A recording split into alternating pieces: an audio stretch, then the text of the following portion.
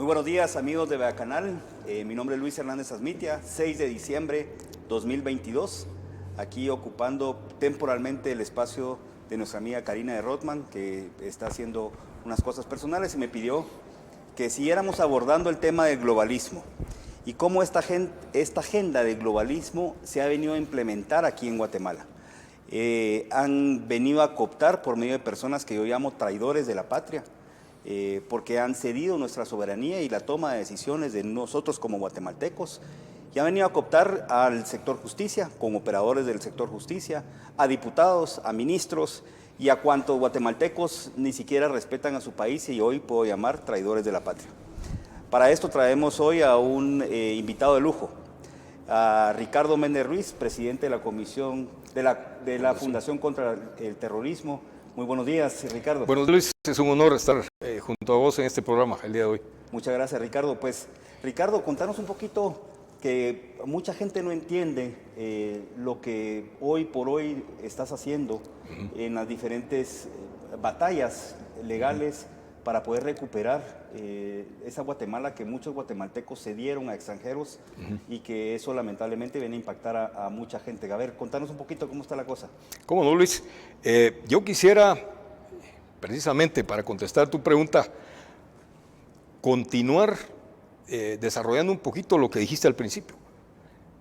Hay una fuerza oscura sumamente poderosa, internacional, global, que ha tratado de instaurar en nuestro país un sistema totalitario, presionando, como bien dijiste, precisamente a autoridades del sistema de administración de justicia, al sector privado también, al sector político, por medio del terror.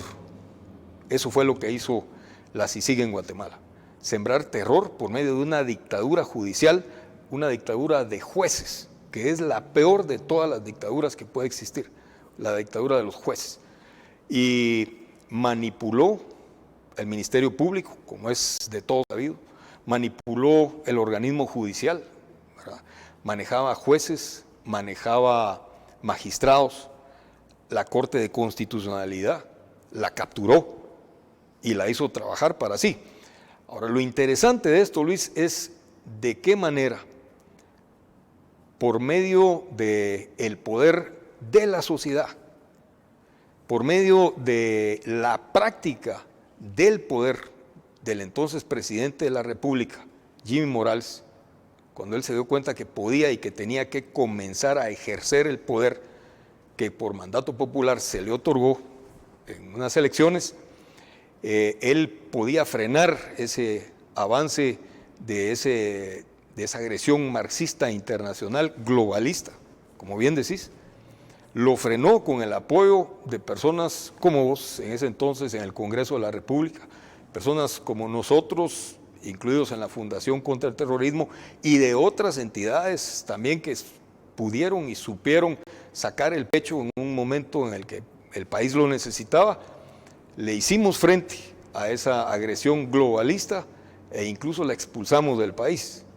La expulsamos con el liderazgo del presidente Jimmy Morales en ese entonces, de la canciller Sandra Jovel, una mujer sumamente valiente, hay que reconocerlo, de personas con la determinación de Enrique Denhardt en el Ministerio de Gobernación en ese entonces, y repito, con diputados en el Congreso de la República como vos, como Fernando Linares Beltranena, como Estuardo Galdames y otros más, que tuvieron en algún momento, como el caso de Galdames, que pagar las consecuencias de haberse atrevido a hacer eso, de haber sido un estorbo para ese sistema perverso. Pero bueno, aquí estamos, el país en efecto está cambiando, somos un país con muchísimos problemas, Luis, con muchas sombras, pero también somos un país de muchísimas luces y luces muy fuertes, que los buenos ciudadanos sabemos hacer brillar, ¿verdad? Entonces, creo que tenemos que mantenernos permanentes en esa vigilancia, no podemos bajar la guardia porque la amenaza ahí está, es constante, desde el Departamento de Estado, desde las Naciones Unidas, pero hemos sabido hacerle frente, como dije hace un rato, a pesar de ser un país pequeño, un país que no constituye de ninguna manera una potencia en el mundo, pero que sí se ha sabido dar a respetar y ha escrito en las páginas de la historia una lección muy importante de patriotismo y de defensa de nuestra soberanía. Mencionabas, yo tuve la oportunidad de ser diputado cuando estaba el presidente Jimmy Morales. Yo era de oposición, Ricardo. Y al principio mi intención como diputado era entrar a fiscalizar, ir a intermediar con la población, que es el mandato de un diputado, y legislar. ¿Cuándo vienen las reformas constitucionales? ¿Cómo no? En ese momento no entendía qué es lo que estaba pasando. Para la población, recuérdense, en el 2015 hubo un fervor de que queríamos cambiar el país, y entonces había esa tendencia de mucha gente que no sabía que había una agenda atrás. Vienen las reformas constitucionales, y estando en el hemiciclo, eso parecía como que si estuvieras en el estadio, viendo los rojos contra los blancos, contra los cremas. Lo recuerdo muy bien. Gente patriota que llegaba a cantar el himno, a luchar por el país, a alentarnos a nosotros como diputados que no permitiéramos esa aberración que quería hacer lo que yo llamo el general que lo mandaron a colonizar Guatemala, que era Iván Velázquez, así es como me refiero yo a él. Y del otro lado, pues esta gente que primero no teníamos una idea que existían net centers, que existía gente que tuiteaba, entonces uno se metía en las redes sociales y decía, puchis, ¿qué está pasando? O sea, nos están atacando abajo la lengua, estoy haciendo lo correcto, no estoy haciendo lo correcto. Inclusive, amigos míos, que los miraba yo del otro lado, amigos de infancia, y yo no entendía, y probablemente ambos no entendíamos cuál era el rumbo de todo esto. Fue en ese entonces que yo entendí, o empecé a entender, lo que hoy está más que claro. Somos un país pequeño, como muy bien decís. Yo llamo que es un país maldecido con muchísimos recursos, pero bendecido con una gente espectacular, con chapines que estamos dispuestos a pelear, y que hoy está saliendo a luz esa estructura, porque es una estructura que operó con apoyo internacional, como muy bien decís, de la Secretaría de Estado, de Naciones Unidas, de multimillonarios, empresas multimillonarias, que lo que quieren es venir a cooptar nuestros recursos, porque tenemos muchísimo, pero que son guatemaltecos que se prestaron a doblegar las leyes. Y hay una lucha contra la corrupción, que esa fue una de las banderas que utilizaron. Yo siempre decía que no hay corrupción buena ni corrupción mala, corrupción es corrupción. Así es. Ahora, la peor corrupción es cuando se doblega las leyes para beneficiar a un grupo en particular. Y ahí es donde hoy te agradezco públicamente por lo que está haciendo la Fundación, lo que estás haciendo personalmente, porque es una batalla, es una guerra que no comenzó con nosotros, probablemente no va a terminar con nosotros. Así es. Pero el rumbo lo estás cambiando. A ver, contanos un poco, ¿cómo van esos grandes casos emblemáticos de ese pacto de corruptos que hoy se convirtió en el pacto de prófugos, pero los pocos que quedan acá se los está llevando la chingada? O sea, esos están acá hoy por hoy sintiendo un poco lo que muchos guatemaltecos sufrieron por doblegar esas leyes, que inclusive se murieron. Pero contanos un poquito acerca de esos casos, Ricardo. Sí, lo más importante, antes de entrar a ese tema, Luis, es que es absolutamente determinante el saber leer la situación, el saber leer las circunstancias. Anteriormente, décadas atrás, la extrema izquierda, enmarcada en ese globalismo que nos agrede ahora, esgrimió la bandera de la lucha por los pobres y fracasó en la época de la Guerra Fría. Y se redefinieron, se reinventaron. Y ellos encontraron que igual que como nos lastima la pobreza, o posiblemente más, nos lastima la corrupción. Entonces enarbolaron la lucha, o enarbolaron la bandera de la lucha contra la corrupción. ¿A quién no le indigna la corrupción, Luis? Nos indigna a todos por igual. Y de ahí la fuerza del movimiento espontáneo del 2015, que se trajo abajo, o que aparentó traerse abajo, el gobierno de Otto Pérez Molina. Sin embargo, nos encontramos con que esa supuesta lucha contra la corrupción no era tal cosa, era supuesta nada más. Lo que buscaba era implantar en nuestro país un sistema totalitario, llegando incluso a tratar de darse un rompimiento constitucional desde la Corte de Constitucionalidad de Gloria Porras. Y cuando digo de Gloria Porras me refiero a que era de ella, porque era una Corte de Constitucionalidad de su propiedad particular. Así es. Ella la manejaba incluso sin ser presidente de la Corte.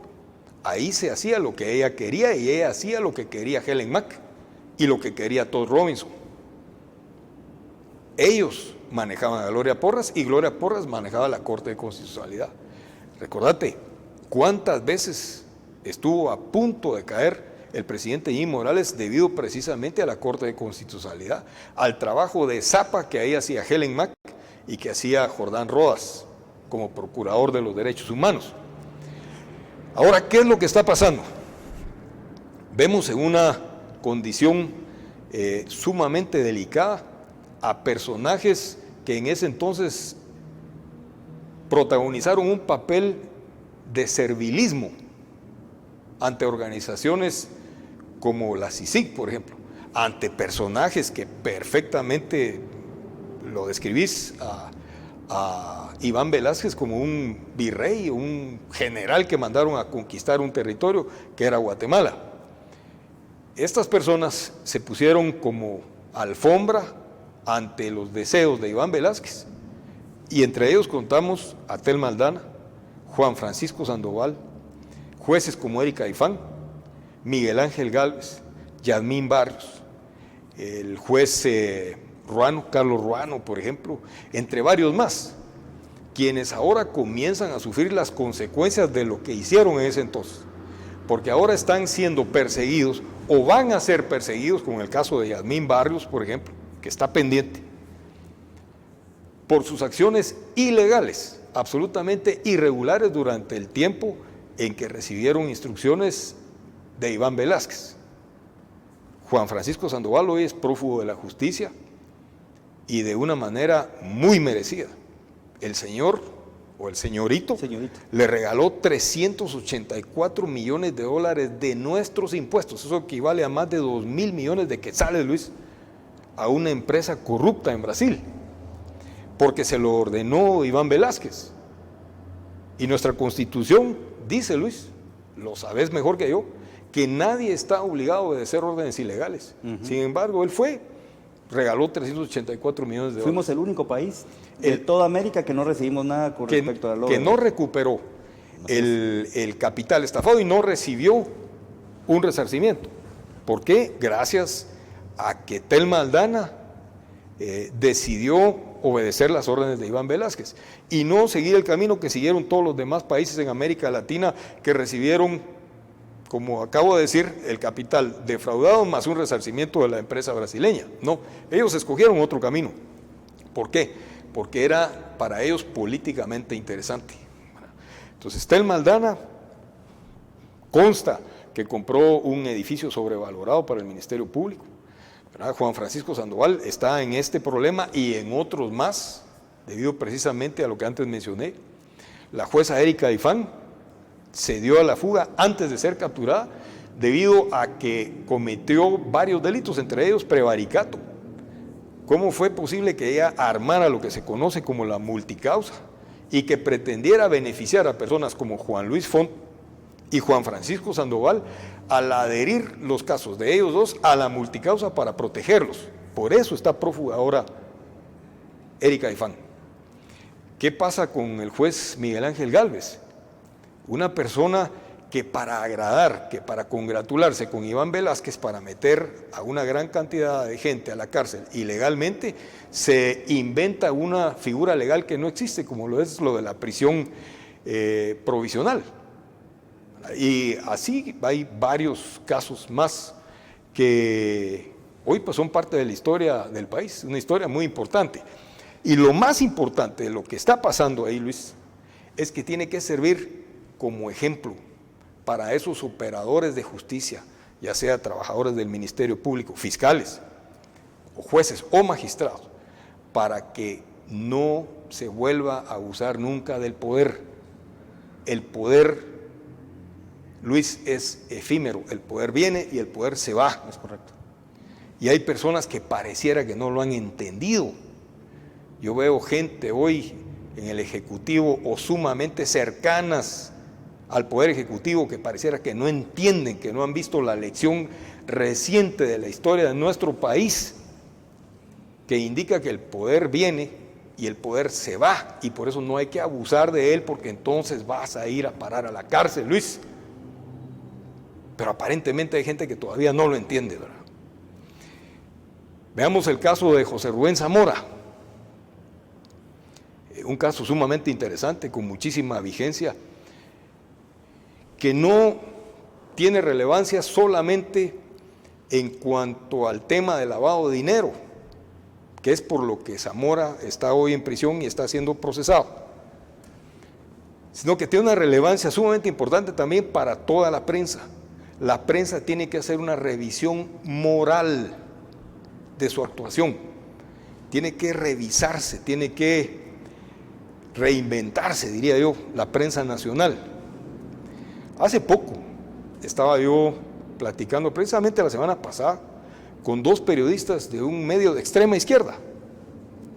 Al final de la entrevista, una entrevista que fue dura, a mí me gustan las entrevistas así retadoras, dos periodistas a quienes considero profesionales, hasta el día de hoy no me han defraudado, porque lo que les he dicho lo han plasmado de manera textual en sus artículos, a pesar de tener su tendencia de izquierda.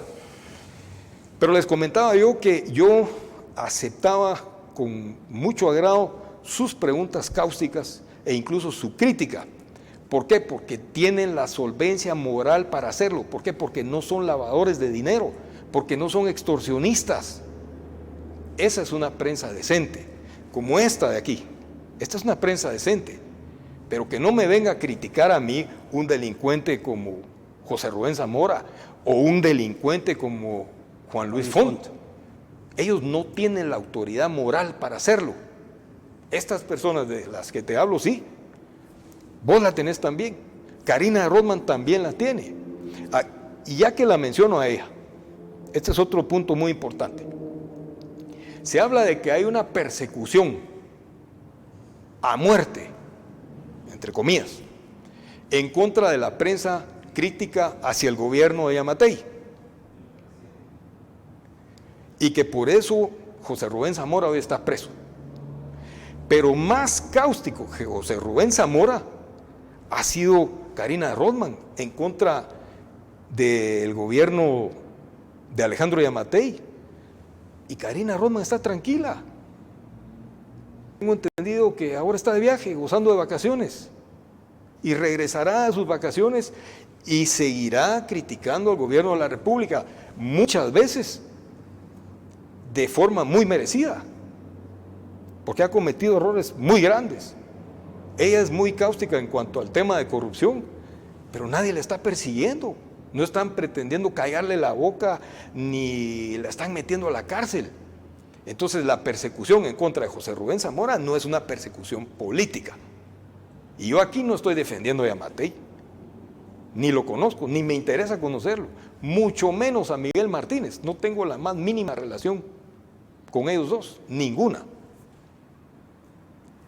Pero sí hay que ser justos. No se trata de una persecución política, se trata de una persecución en contra de un empresario que está involucrado en un tema de lavado de dinero, en delito de lavado de dinero y extorsión.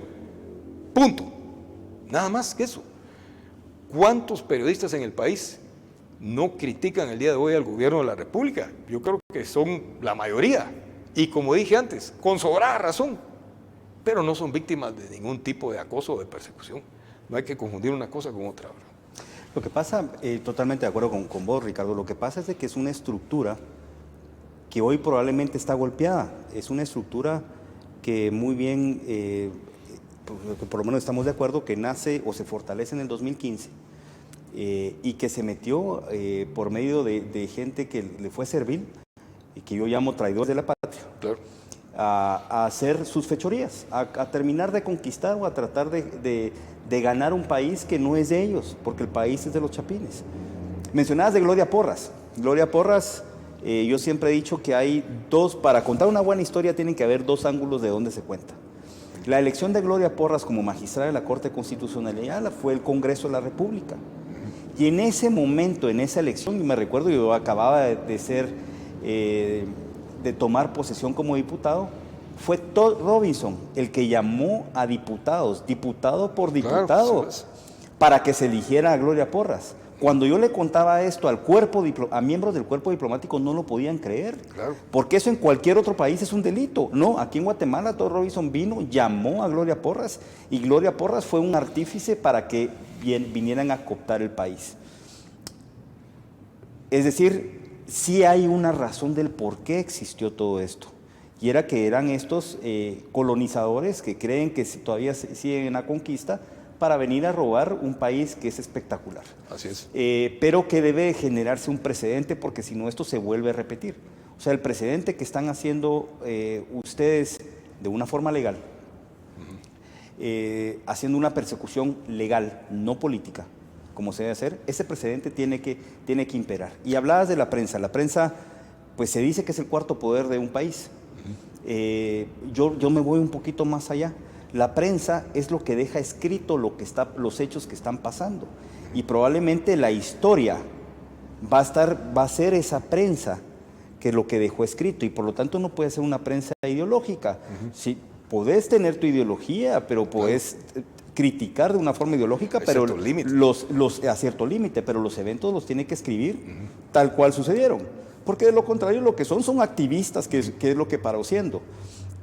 José Rubén, otra historia que yo también la puedo contar desde mi punto de vista. A mí me extorsionó José Rubén con 200,000 quetzales que quería que yo le diera, y si no me iba a sacar notas, y me sacó 78 peladeros. Me sacó 78 peladeros. Por no pagarle 200,000 quetzales. Porque no le llegué a pagar 200,000 quetzales. Y fui a su casa, y en su casa me lo dijo. Y entonces, son cosas que al final de cuentas, esta estructura, porque la gente dice, bueno, ok, es ideológico, pero yo me voy un poquito más allá. El Profuguito tiene cuentas millonarias afuera. O sea, es muy probable que el Profuguito, el señorito Sandoval, sí, pero es que Profuguito se me quedó a mí. El Profuguito debe tener sus cuentas allá afuera. ¿Sí? Tel Maldana también tiene sus cuentas llenas de dinero afuera. O sea, sí, entraron ser traidores de la patria, a prestarse a que violaran todas nuestras leyes, violaran nuestro país, pero también tuvieron beneficios. Claro. Sí, ahora, muy importante, Luis, nosotros no perseguimos penalmente. Nosotros, como querellantes, coadyuvamos con el Ministerio Público, porque la persecución penal, según la Constitución Política de la Reforma, de la República, es una atribución exclusiva del Ministerio Público. El monopolio de persecución es el Ministerio Público.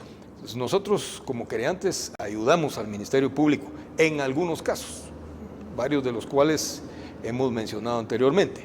Ahora, sí, pues lo que está pasando es consecuencia de abusos, ¿verdad? De abusos de autoridad, de servilismo, como antes dije, de ponerse como una alfombra ante intereses internacionales. Y aquí quiero comentar, estimado Luis, que con respecto al tema del globalismo, vos estás llevando una bandera sumamente importante en el país. Yo he visto tus programas, vi una entrevista que te hizo Karina Rothman hace cosa de un par de meses tal vez, en donde expresaste con muchísima claridad cuál es el problema del globalismo, cómo funciona, quiénes lo manejan. Incluso presentaste algunas gráficas sumamente ilustrativas, muy interesantes. Yo creo que estás llevando un mensaje muy importante a la población y lo estás dando a conocer de una forma muy positiva, como se tiene que informar a la población, es decir, con respeto, con claridad, ¿verdad? Porque no podés llevar ese mensaje insultando a la gente que no está de acuerdo con vos. No. Entonces, yo creo que eso es muy importante, y es importante también difundir tu mensaje, porque no todos podemos dedicarnos a todo. Cada quien lucha desde sus trincheras. Y nosotros, desde nuestra trinchera, hemos combatido contra quienes se encargan de ejecutar esa agenda globalista desde el sistema de administración de justicia, ¿verdad? Yo he visto de qué manera vos has explicado muy claramente qué es el globalismo, quiénes lo maniobran desde afuera, quiénes lo maniobran desde adentro y de qué manera engañan la buena fe de la población. Por ejemplo, el tema del feminismo, el tema de la agenda LGBT. Los guatemaltecos somos personas de buena fe, Luis. Somos personas que, como dijiste al principio del programa, en su mayor parte de nuestra población es gente buena, sí. Es gente de buena voluntad. Entonces es fácil, en ese sentido, engañar a las personas, engañarlas en su buena fe, haciéndoles creer que están apoyando una causa justa o una buena causa, cuando lo que realmente se está haciendo es minando a la sociedad. Eso lo has explicado muy bien. De qué manera están agrediendo la mente de nuestros niños, la mente de nuestros jóvenes. De qué forma están manejando la agenda del feminismo, cuando no es simplemente la defensa de los derechos de la mujer, sino que es el afán que existe por hacernos a los hombres unas personas inferiores a las mujeres. Así es.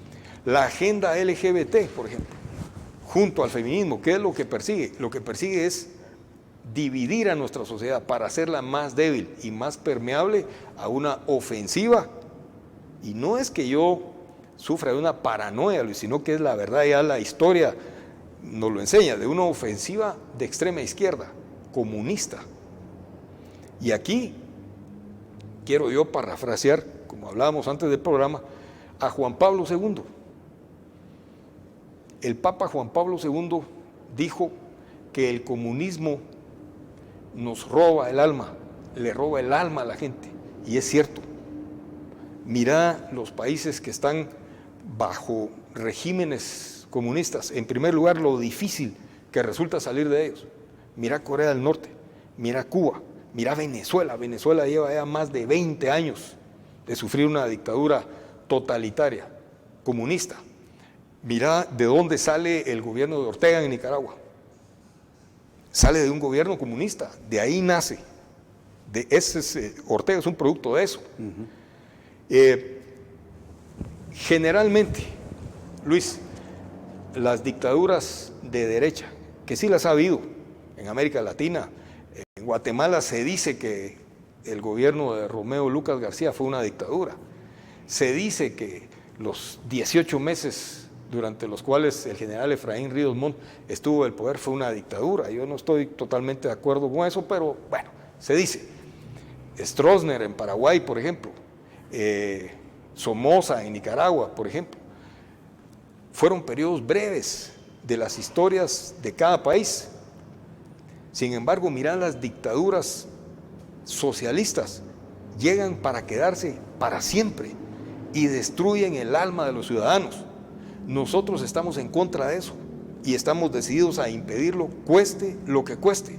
No importa si llegamos a las últimas consecuencias. Ya tuvimos que sufrir nosotros la prisión a lo largo de 4 años de Moisés Galindo, simple y sencillamente por ser un asesor jurídico de la Fundación contra el Terrorismo. Las amenazas de muerte, seguramente las has visto en las redes sociales en contra nuestras, son el pan diario. Sin embargo, no salimos a quejarnos ante el Procurador de los Derechos Humanos o a presentar multitud de denuncias ante el Ministerio Público.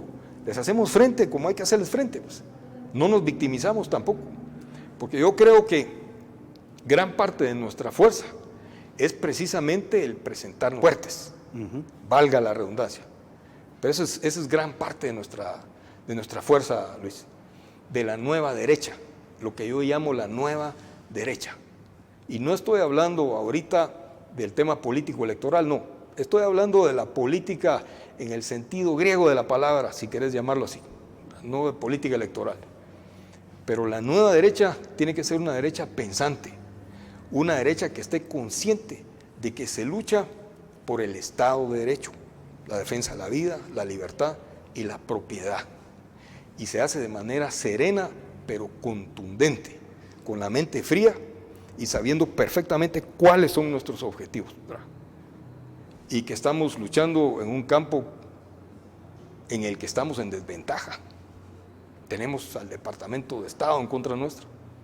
Y cuando digo en contra nuestra, no me refiero solo a la Fundación contra el Terrorismo, me refiero a personas como vos, que son parte de la lucha, que son parte de ese objetivo de mantener una Guatemala libre, soberana e independiente, en la que nuestros hijos, en la que nuestros nietos tengan la oportunidad de desarrollarse de una forma decente y no tengan la necesidad de ir a buscar su futuro en los Estados Unidos porque aquí no lo encuentran.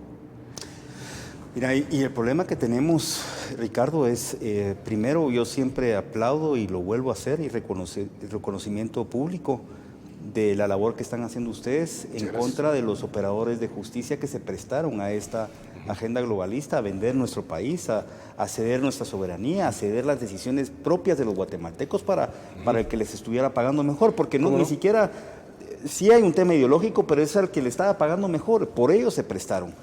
Pero también hay lobos con piel de oveja que hoy por hoy, a vísperas de un proceso electoral, también ya ejercieron cargos muy importantes dentro del Estado y quieren volverse a postular, y que la gente debe entender de que esto los daña. Mencionaste el futuro, y claro, nosotros que somos padres de familia, y en tu caso que sos abuelo, pues estamos luchando por dejarles un mejor país a nuestros hijos, a nuestros nietos, pero afectan el día a día a esta gente. Lo que hicieron ellos fue alterar la certeza jurídica, y eso impacta directamente en las inversiones del país, impacta directamente en las oportunidades, y al final de cuentas impacta en el día a día, en el comer de esa gran población guatemalteca que tenemos de escasos recursos. Y por eso hay que develar esas hoy lobos con piel de oveja que pues se quieren postular, quieren pasar como niños de primera comunión para volver a tratar de impulsar estas acciones a lo largo de todo el estado de Guatemala, no solo a nivel del sector justicia, que estoy de acuerdo, es el más importante, donde hoy por hoy se tiene que no tomar el control, pero es que el sector justicia debe ser imparcial, claro, para todos los guatemaltecos por igual, y para todo en base a los delitos que se cometan, pero no me voy a prestar a doblegar las leyes porque el grupito de amigos que me está pagando, me está dando plata para tener mis cuentas como las tiene hoy el profuguito y la prófuga más famosa, Telma Aldana, que seguro nos debe estar viendo, sino que realmente la justicia debe ser imparcial. Contanos, hace unos días tenemos ahorita un caso que está de Virginia La Parra. Ella fue la directora de la FESI, ¿verdad? Fue directora, fue jefe de la FESI en Xela. Ok. ¿Qué otros casos importantes hay ahorita que la población debe de entender? Bueno, está el de José Rubén Zamora, obviamente, ¿verdad? El de Virginia La Parra, Juan Francisco Sandoval. Tengo entendido que hay varios casos más que vienen en contra de Telma Aldana. Hay un caso sumamente interesante que posiblemente se judicialice en breve, ahora que la Fiscalía de Asuntos Internos cambió de jefatura. Había una persona ahí que estaba dedicada exclusivamente a defender a estas personas, a retrasar los procesos, pero ya no está ahí. Juan José Mendizábal, ahora hay otra persona en su lugar. Hay un caso muy importante, y es por tráfico de influencias y abuso de autoridad en contra de Helen Mack y de Telma Aldana. Hay pruebas fehacientes aportadas principalmente por Mayra Vélez, la ex secretaria general del Ministerio Público, que demuestran la influencia constante que tenía Helen Mack sobre las decisiones de Telma Aldana, siendo ella fiscal general. Es un delito gravísimo. Claro. A mí, Luis, me endilgan constantemente una relación con la fiscal general de la Nación que no tengo. Yo no agarro el teléfono y le digo, mire, doña Consuelo, capture a fulano, capture a sutano. Ese grado de comunicación no existe. Que sí existía entre Helen Mack y Telma Aldana. Claro. Y eso está comprobado, eso está dicho por Mayra Vélez, secretaria general del Ministerio Público durante la época de Telma Aldana. Y vinculación a medios también, porque los casos de primero se ventilaban en los medios. Por supuesto. Entonces, nosotros esa relación no la tenemos con el despacho de la fiscal general. Simplemente hemos sido muy activos y, vale decir, somos muy eficientes en lo que hacemos también, ¿verdad? Y eso es lo que ha llevado a judicializar algunos de los casos que nosotros hemos presentado. Ahora, hay un Ministerio Público que ahora sí es imparcial y por eso hay denuncias que se las toma. Hay aspectos del funcionamiento del Ministerio Público que a veces nos exasperan, porque encontramos que el MP es muy lento. Pero lo que pasa simple y sencillamente, Luis, es que están respetando el debido proceso. Ellos ya no tiran la atarraya como la tiraban antes y por un caso capturaban a 20 personas. Selectiva, ¿verdad? Porque eran casos políticos. A quienes les interesaba. Pero claro, a veces, Luis, llevaron a capturar incluso al vendedor, al chiclero de la esquina, porque se les daba la gana. Este Ministerio Público no es así, es mucho más minucioso, más puntilloso, exageradamente respetuoso del debido proceso, y por eso es que los casos, como dije anteriormente, a veces llegan a exasperar por su lentitud, pero es por eso, porque no quieren el día de mañana pagar las consecuencias. En primer lugar, están respetando la ley. Claro. Y en segundo lugar, no quieren pagar las consecuencias de actuar de forma abusiva, es decir, abusando del poder, de que lo reviste su cargo, como hicieron Sandoval, Telma Aldana y todos los demás que están en Washington. Tienen que recuperar la credibilidad del Ministerio Público, que verdaderamente no es una plataforma para hacer su campaña política como lo hizo Telma Aldana en su momento. Pues. Así es. Ella iba atrás de la gente que le generaba algún tipo de desgaste en la carrera política que ella quería ocupar, que gracias a Dios ya no se dio. Por supuesto, así es. Pero estuvimos muy cerca que se diera, Ricardo. Así es, sí, estuvimos a 1 milímetro de caer en una dictadura de Iván Velázquez y de Todd Robinson. Pero te repito, sí demostramos que como ciudadanos fuimos capaces de defender la soberanía del país. Algunos desde la llanura, como nosotros, otros desde el Congreso, como vos, Jimmy Morales desde la Presidencia de la República. Un grupo de ciudadanos que nos unimos para defender la soberanía y gracias a Dios salimos victoriosos de esa lucha. ¿Qué con la experiencia que tenés y todo el conocimiento de lo que ha suscitado o ha sucedido en Guatemala, Ricardo, qué le sugerís a la población? ¿Qué tenemos que hacer para que esto verdaderamente ya no vuelva a pasar? Porque el problema de Guatemala es que es cíclico. O sea, esto no es la primera vez que viene pues Estados Unidos a decirnos qué hacer. En los años 50 inclusive nos infiltró con sífilis. Después vino Minugua, que hizo una cosa similar. Nos destrozó por completo el Ministerio de Salud Pública, sugiriéndonos que nos fuéramos con los programas de extensión de cobertura, y por eso la gente hoy por hoy no tiene salud. Después vino la CICIG y doblegó al sistema de justicia al punto que fue una persecución política lo que hicieron, y gente inocente murió en la cárcel. Claro. Entonces, ¿qué tenemos que hacer como guatemaltecos para que esto no vuelva a suceder? Porque es una cosa cíclica. En primer lugar, tenemos que recuperar nuestros valores cívicos, ¿ves? Nuestros valores cívicos.